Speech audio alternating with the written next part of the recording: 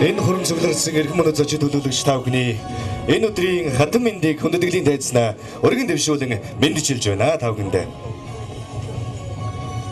Нийслэлийн орон сууцны корпорац Улаанбаатар хотыг агаарын бохирлыг бууруулах зорилготой нийслэлийн 8 байршилд орон сууцны төслийг хэрэгжүүлж байна. Үүний нэг нь буян тухай спорт зохицолбор орчинд 768 айлын 12 давхар орон сууцны шав дах ёслолын ажиллагааг энэ хурам цугларсан зочид төлөөлөгчдийнхаа халуун алгад ажилтаар хүндэтгэлтэйгээр нээснийг мэдэгдэж байна та бүхэндээ.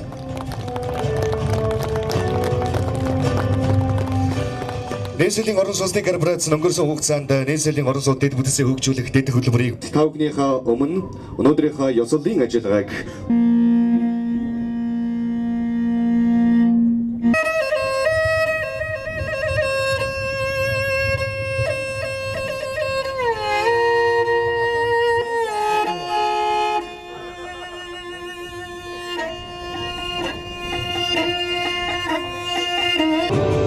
зам төвөр хөгжлийн сайд энэ хамгаалан таныг хүндэтгэлийн тайзнаа ёслол төгөлдөр өрн залъя.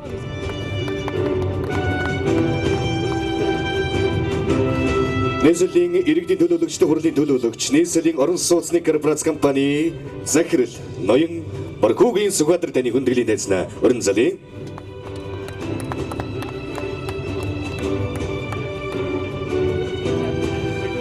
Дорны ихгээ Хөзөл компани барилга хариуцсан захирал Батмунх таны хүндэтгэлийн тайзнаа тус хүндэтгэлтэйгээр өрн залъя.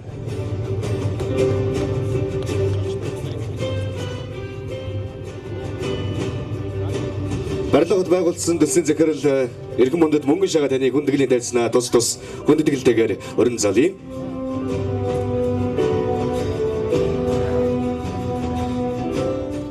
За та бүхэндээ өнөөдөр энэ сайхан бүтээн байгуулалт бас ажил хөдөлмөр ундарсан өдрийн халуун мэндийг өргөн дэвшүүлье.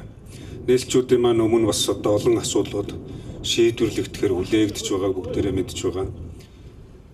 Агаар хөрсний бохирдлыг бууруулахтай холбоотой, иргэд орсон суугчдын эрүүл аюулгүй орчинд амьдрахтай холбоотой, за тэгээд ажлын байрыг бий болгох гээд энэ орчны нөхцөлийг сайжруулах, бусад одоо нийгмийн хөгжил, эдийн засгийн асуудлуудаа шийдвэрлэх гээд олон сорилтыг бид давах юм төлөвлөгөөнүүдийг боловсруулад ажиллаж байгаа. За тэрний нэг нь бол өнөөдрийн яалтчгүй энэ төслийн үйл ажиллагаа.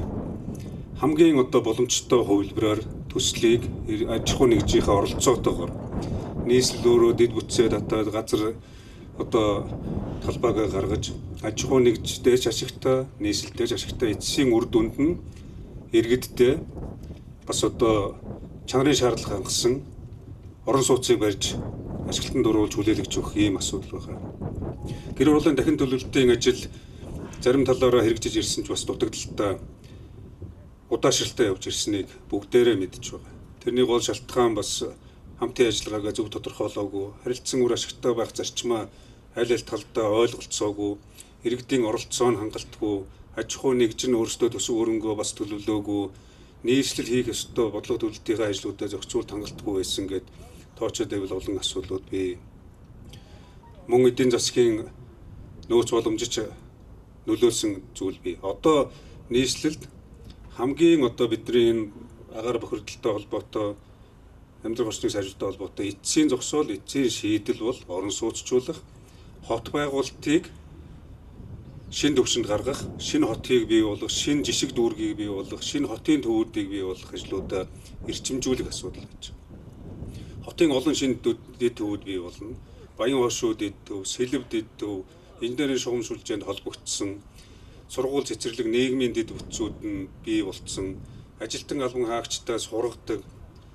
Дээрээс нь иргэд өөрсдөө ажлын байртай болдог, тухайн орчиндөө төрийн үйлчилгээгээ авдаг, эмнэлэг сургууль, нийгмийн дэд бүтцүүд нэг дор байрлагдсан. Ийш тийш нь явж заавал төрийн үйлчилгээ авахаас эхлээд бусад одоо хүүхдээ сургууль цэцэрлэгт хүргэж өгөх гэдэг асуудал байхгүйгээр хот төлөвлөлтийг шинжлэх ухаанч технологиор суурилсан байдлаар зохион байгуулах ажил эрчимтэй явагдаж байгаа. За тэрний хажуугаар бас хэсэгжилсэн орон сууцны төсөл хөтөлбөрүүдэд нийслэлийн орон сууцны корпорац хэрэгжүүлж эхэлж байгаагийн энэ жилийн анхны бүтээн байгуулалт эхэлж байна. Энэ бүтээн байгуулалт энэ барилга ашиглалтанд 768 айлын орон сууц ашиглалтанд орсноор иргэд түрээслэх боломж нь бүрдэнэ. Өөрөөр хэлэх юм бол 8% иргэд түрээслэнэ. Сарын түрээсээ төлөөд одоо жилээр амьдарч болно, сараар амьдарч болно. Бас 60 айлын орон сууц нь түрээслээд өмчлөх иргэдэд ямар нэгэн дарамтгүйгээр заавал урьдчилгаа гэдэг байхгүй. Заавал та одоо тийм асуудлыг шийдэх ёстой гэдэг ахгүйгээр сарынхаа түрээсийг төлөө тодорхой хугацаанд 5 жилийн дараа, 7 жилийн дараа, 10 жилийн дараа өмчлөөд авах. Хин хиндэ санхүүгийн дарамтгүй хин хиндэ элдв янзын бүтэхгүй тийм шаардлага тавихгүй байх замаар амьдрал ахуйгаа сайжруулахын боломжийг иргэдэд нээж өгч. Нөгөө хэсэг нь бол энэ төслийг хэрэгжүүлж байгаа хөрөнгө оруулж байгаа аж ахуй нэгжүүдтэй бас ашиг орлоготой ажиллаж өшөө олон орон сууцыг богино хугацаанд барих боломжийг бүрдүүлэх үүднээс тодорхой хэсгийн аж ахуй нэгжийн хөрөнгө оруулагчид өөрсдөө зах зээлийнхаа үнээр одоо зарж борлуулах бас боломжийг олгож байгаа. Ингээд оролцогч талууд бүгд эрх ашиг нь хангагдсан, аль аль нь сэтгэл хангалуун тэгээд хүссэн одоо төслөө цаг хугацаанд одоо хэрэгжүүлж бас байгаа. Энэ бол тийм биш байна. Энэ бол нийслэл дэд үтцийн татж өгөөд газраа эдийн засгийн хэрэгжилж байна. Та бүхэнд энэ өдрийн амраа цэцэрлэг энэ төр байна. Ийм бүх иж бүрнээр одоо энэ зохицлоор харуулвал төлж байна. За та бүхэнд маш их баярлалаа. Сүхбаатар танд микрофоноо гардуулъя. За тэгээд хэлэхэд энэ бидний хийж хэрэгжүүлэх гэж байгаа орлогод нийцсэн орон сууц гэдэг энэ төслийн одоо загвар жишг эхний төсөл эхэлж гин гэж хэлж болно. Орлогод нийцсэн орон сууц гэж юу хэлж байгаа гэхээр тухайн өрхийн орлогоос нь шалтгаалж шаталж одоо яг орлогод нь тааруулж борлуулалт хийж байгаа энэ орон сууцыг бол орлогод нийцсэн орон сууц гэж байгаа. Яг үүн түрүүнд хэлсэн хотын дарга бас инх хамгаалалтын сайд хэллээ. 8% нь түрээсийн орон сууц. Энэ бол халамжийн түрээс буюу борлуулахгүйгээр түрээслэх орон сууц. За 30% нь түрээслээд өмчлөх орон сууц. Үлдсэн нь бол зах зээл дээр борлуулахаар. За яг ийм хэлбэрээр бол төсөл сонгуульч шалгаруулалт бол өмнө нь Улаанбаатар хогтод бол хийгдэж байгаагүй. Яаж хийгддэг байсан гэхээр та бүд мэднэ. Одоо гадны зээл тусламж юм уу төсвийн мөнгөөр түрээсийн орон сууц барьдаг. Энийг буцаагаад одоо түрээслээд ашгаа олоод буцаага зээлээ төлдөг хэлбэр байсан. Энэ удаад бол хот газрын менежментийг зөв хийж байгаагийн жишгийг бол энд тогтож байгаа. За энэс цаашлаад бид нар олон байршил дээр бол яг ийм төслийг хэрэгжүүлэхээр зорж ажиллаж байгаа. Дараагийн төслүүд маань сонгуульч шалгаруулалт нь эхэлцээ явж байгаа. За Баянголын аманд Солонгосын засгийн газрын хөнгөлтөө зээлийн хүрээнд 2000 айлын орон сууц. За ханы материалд 1200 айлын орон сууц бол орлогод нийцсэн орон сууц бас мөн энэ жил одоо удахгүй шаваа тавина. За мөн автодалдааны зогсолбор орчимд бас 600 айлын орон сууц гэдэг энэ жил бол нэлээдгүй олон орон сууцны ажлууд бол эхэлж байгаа. Тэгээд хамгийн ихний ажил өнөөдөр орон сууцны бариар 120 хүүхдийн цэцэрлэг 180 хүүхдийн баг сургуулийн бүтээн байгуулалт яг одоо энэ хүү газар шав тавьж байгаа энэ хүү газар маань тун удахгүй сүндэрлэхнэ. Ингээд нийслэлийн засгийн даргын тамгын газар нийслэлийн орон сууцны корпорац дорны их компани хамт олонда халуун алгад ажилтнаар баяр хүргэе.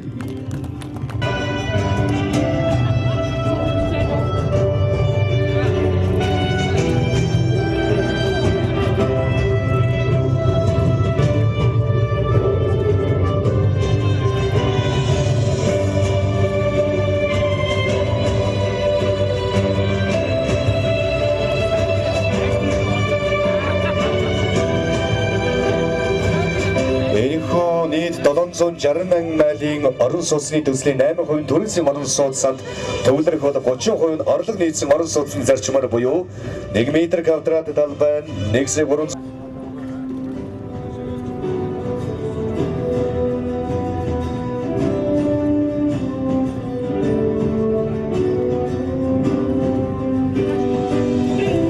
компани хамт олон маань ийхүү 768 айлын 12 давхар орон сууц тун удахгүй нэг газар сүлжлээ. Зөвхөн аж ахуй нэгж одоо бариад зараад ашиг орлого болдог биш. Нэг хэсгийн иргэд өөрсдөө түрээсэлдэг. Сараар жилээр нэг хэсгийн түрээслээд өмчлөнө гэж ярьж байгаа. Одоо жишээ нь 768 айлын орон сууц барьж байгаа бол тодорхой хувийн түрээслээд өмчлөх 5 жилийн дараа ямар нэгэн барьцаагүйгээр түрээсээ 5 жил 7 жил төлж яваад өмчлөх энэ боломжийг нээх. Нэгэнт аж ахуй нэгж оролцож байгаа юм чинь бас аж ахуй нэгж ашиг орлоготой ажиллах ёстой. Гэхдээ чанартай барилгыг хямдхан үн өртгөөр барьж ашиглалтанд оруулж иргэдэд нийлүүлэх ажлыг хийж. Тэгээд аж ахуй нэгжийн ашигтай иргэдэнч одоо ашигтай хамгийн гол нь урьдчилгаа төлбөр төлөхгүйгээр түрээслээд өмчлөх юм боломжийг нэг хамгийн том эхлэл болж байгаа. Энийгээрээ энэ шийдэл энэ төслүүд онцлогтой. Энэ олон төслүүд цааш нь олон байршилтаар хэрэгжээд ажиллаад явна. Жишээ нь Ярмагт ингээд өнөөдөр эхэлж байна. Ханы материалын одоо комбинатад баригдана. За Баянголын яамд баригдана. Гэх мэтээр чанартай барилга байгууламжийг барьж ашиглалтанд оруулах ажил бол эхэлж байна гэж бодож байна. Монголын дээр орч магадгүй гэсэн мэдээлэл өгсөн барилга байгуулалт яамаас үүсэж байна. Хоёрдугаар 2 хоногт одоо 972 оны авсан. Эдгээрийг ямар зөвлөлтөөр яаж юм бэ? Иргэд бол яг бэлчигтэй Тэгэхээр одоо өмнө нь хүмүүс яг ийм хэллэгийг сонсож байгааг баг. Орлогод нийцсэн орон сууц гэж юу хэлээд байгаа юм бэ гэх. Өнөөдөр яг бол энэ ч эхэлж байгаа онцлог нь яг энэ орлогод нийцсэн орон сууц. Тодорхой хувийг нь бол одоо халамжийн төрөөс үе борлуулалтгүйгээр зөв түрээслэнэ гэсэн. Одоо хямд өртгөөр түрээслэнэ. Тодорхой хувийг нь хямд өртгөөр борлуулалтгүй түрээслээд өмчлөх хэлбэр. За үйлчлэгийг зах зээл дээр борлуулах. За энэ одоо юуг харуулж байгаа гэхээр холимог орон сууцны одоо бодлого тогтолцоог харуулж байгаа. Нэг өсөндөө нэг газар хэд их орлого багтаа иргэдийг төвлөрүүлэхгүй гэдгийг зорж байгаа. За яг энэ орлого нийцсэн орон сууцны төсөлгээд нэг өстөө нийслэлийн орон сууцны корпорациас барьж байгаа бодлого нь бол яг энэ холимог орон сууцны тогтолцоороо дандаа чиглэж ажиллах юм байна. Тэр одоо баян өшүүн, одоо сэлбэд, ханы материал, за цаашлаад инжийн мянгад дам даржаа гэдэг ингээд цаашаа ингээд үргэлжлээд явах юм байна. За мөн бас Баянголын яамд түрээсийн орон сууцаас баригдаж байгаа. За эдгээр бол дандаа энэ одоо холимог тогтолцоог баригдлаад явна. Энэ цаашдаа яг юг харуулж байгаа гэхээр орлого багтаа иргэд нэг газар төвлөрөхгүй. Тухайн орон сууцны одоо хотхонд бол одоо орлогоороо одоо хязгаарлагдахгүйгээр бас тодорхой хэмжээний одоо орлого өндөртэй одоо гайгүй амьдрал нь сайн гэсэн үг шүү дээ. Хойлолдоод амьдрахыг л одоо зорж байгаа гэсэн үг. За яг энэний бол гол давуу тал нь аж ахуй нэгжүүд өөрсдөө бас зах зээл дээр борлуулах зорилгоор орон сууцаа барьж байгаа учраас бас чанар мотой орон сууц барьдаггүй. Түүнээс яг дандаа зөвхөн яг ингээ худалдаж аав нь яг энүүн зориулсан ингээд хямд өртөгтэй орон сууцгээ зориод бариад явах юм бол дандаа одоо юу барьж байгаа материал хаалга цонхноосоо өксүүлээд тэр асуудал үүсдэг. Энээс сэргийлж байгаа. Нөгөө талдаа гэр ороолын дахин төлбөрийг бид нэр аж ахуй нэгжтэй даатгаад орхичихлээр нөгөө аж ахуй нэгж маань борлуулалтаа урдан болохын тулд одоо бас материал тэтэр дээрээ сонголт тэтэр дээрээ хямд талыг нь бодоод байдаг учраас за ингээд энэ бол нэгсэндээ гэр ороолын дахин төлөлт гэж яригддаг зүйл маань гэр ороолын шинжилэн зохион байгуулалт маань одоо арай өөр төвшнгөөр арай өөр зохион байгуулалтаар явж эхлэх юм байна гэдгийг л одоо хэлж байгаа гэж ойлгож байна. Одоо яг тэр зорилт бүлэг гэдэг байгаа. Дээрээс нь 30% төлөөд орно ч гэдэг юм уу? Ийм хүмүүсийг яаж сонгох юм бэ? Энэ дээр одоо яг мэдээлэл байгаа. Хүмүүс яг энэ дээр л яг хүлээлт байгаа даа шүү дээ. 972 дээр ч гэсэн дээрээс нь нийслэлийн. Яг зөв. Яг тэгээ энэ дээр бол бид нэр шилэн одоо цахим хэлбэрээр бүртгэл явуулна. Энд бол одоо өмнө нь бид нар мэднэ одоо ямар шугамар яаж яваад орчив гэдэг одоо хардл сэрэлт их байдаг. Тэрийг арилгах үүднээс бол бид нар бүртгэлийн цахим шийдлийг сонгоод бэлэн болцсон байж байгаа. За энэ бол аппликейшн хэлбэрээр гар утасны аппликейшн хэлбэрээр гарсан байж байгаа. За дүүрэг хороо бүр дээр бол одоо очиод энэ зааварчилгааг өгөх тийм болцоо гаргаж байгаа. Энэ сургалтыг хийн. За ингээд яг Улаанбаатар хотод яг энэ түрээсийн болон түрээсээ төвчл орон сууцнд орохыг хүссэн иргэд бол одоо яг нэг цонхоор бүртгэл хийгднэ гэсэн үг. За эндээс бол яг шаардлага хангаж байгаа иргэд нь бол цаашлаад одоо тэр сонгон шалгаруулалтын журмын дагуу одоо явагдахаар ингэж зохион байгуулж байгаа. За одоо энэ захин бүртгэлийн маань журам бол одоо удахгүй эртний урлаар орж батлагдсан бид нар бэлэн болцсон засаг дарганы зөвлөлийн урлаар хэлцүүлэх бэлэн болцсон гэж. За баярлалаа. За танаас байна.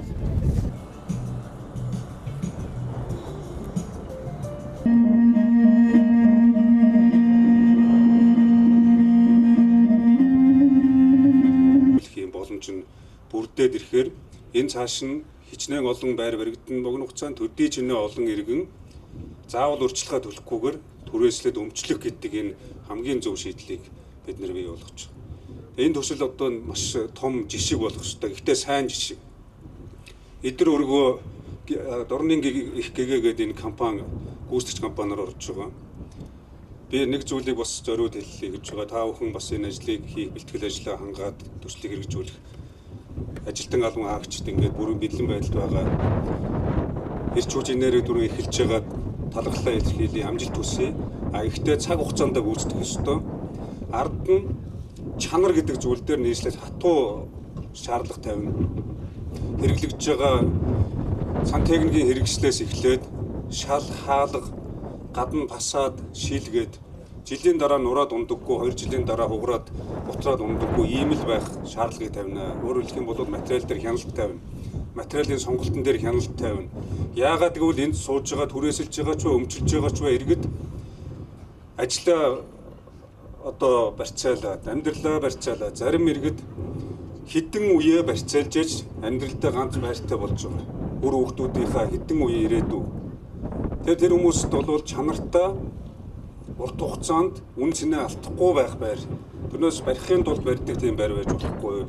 Дээрээс нь орчны тогтцол, автомашины замын зогсоол гээд олон асуудлуудыг анхаарч төлөвлөснийг та бүхэн маань мэдж байгаа. Тэгээд бүгдэнд нь амжилт хүсье. Энэ ажлууд цааш нь үргэлжлээд явна. Гэр оролтын дахин төлөвлөлт гэж ярьдаг байсан ажил өнөөдөр орон сууцны эрчимтэй хөгжлийн төсөл болж ингэж эхлээ тавьж байгаад бид бас одоо баяртай байгаа. Та бүгдэнд нь амжилт хүсье. Энд ажиллаж байгаа ажилчид хөдөлмөрийн аюулгүй байдлаа хангаж бүх талын одоо хяналтаа тавьж зохион байгуулж ажлаа одоо чанартай гүйцэтгээрэй гэж компанийн удирдлагууд бас нийслэлийн орон сууцны корпорацийн удирдлагад бас хэлж амжилт хүсье. Энд үргэлжлэн ирсэн зам тээврийн сайдтай бас талархлаа илэрхийлье. За баярлалаа. За баярлалаа. Тэгээд энэхүү тойргоос сонгогдсон зам тээврийн сайд эрхэм мөндөд инх хамгаалсан танд хүндэтгэлийн микрофоныг гардуулъя. Ийм төслийг санаачилсан. Энэ төслийн 3 онцлог байна. Нэгдүгээр нь бол тодорхой хэсгийн иргэд маань 60 гаруй иргэд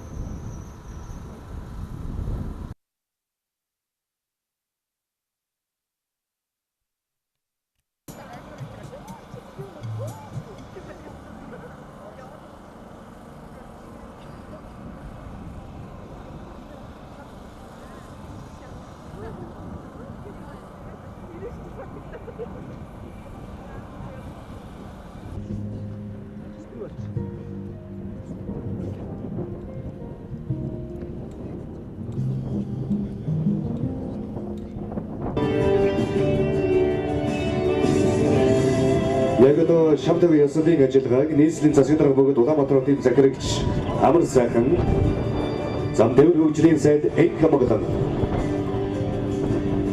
Нийслэлийн иргэдийн төлөөлөгчдийн хурлын дэлгүүлэгч нийслэлийн орон сууц корпорацийн захирал Сүхбаатар Босо төлөөлөгчтэй хамтаар энэхүү шавтаг ясны ажиллагаа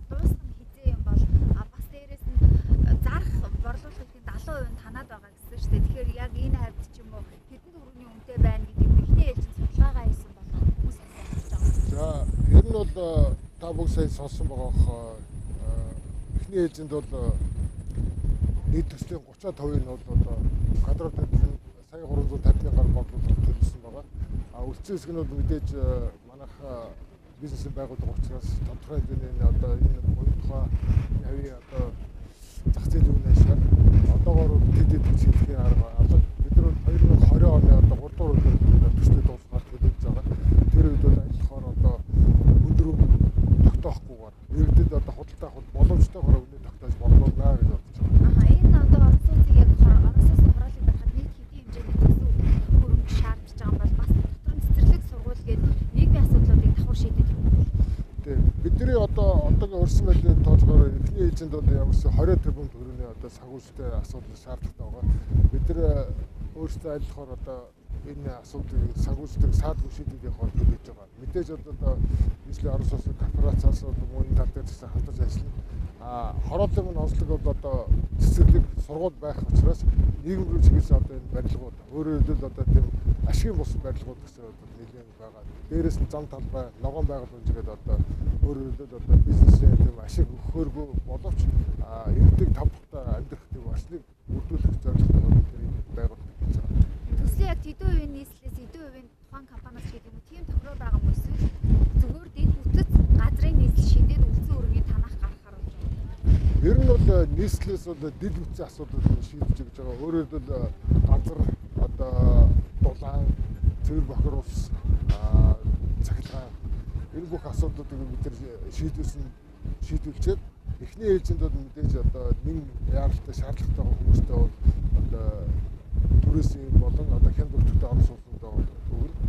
Цаашлаад бол бид нар энэ төслөөсөө өөрсдөө борлуулалтын замаараа одоо ашиг буцааж оруулсан хөрөнгө одоо гаргаж авах гэж байгаа. За Танд нэг асуулт асууж байна. Та нэрээ юу гэж? Нэрээ үзэн. за баярлалаа. За. Төсөл дээр загцаахаа одоо энэ хугацаа байгаа шүү дээ. Барилга гүйцэтгэлийн хугацаа. Тэр нь одоо яг барагцаагаар хэдэн одоо хугацаатай байгаа юм тэр. Ер нь эхний ээлжинд бид нар бол одоогийн төлөвөөр бол 2020 онд 3 дугаар өдрөд бол энэ төслөө дуусгахаар төлөвлөж байгаа. Мэдээж энэ дээр бол одоо техникийн нөхцөлд цаг хугацаанд гараад дээрээс нь одоо цаг агаарын бол одоо бусад одоо хүчин зүйлүүд нөлөөлөх одоо тэр байдлыг тооцоолох хэд бол бид нар 2020 оны 3 дугаар өдөр буюу одоо эх жилийн 9-10 сард бол энэ төслөө дуусгахаар төлөвлөж байгаа.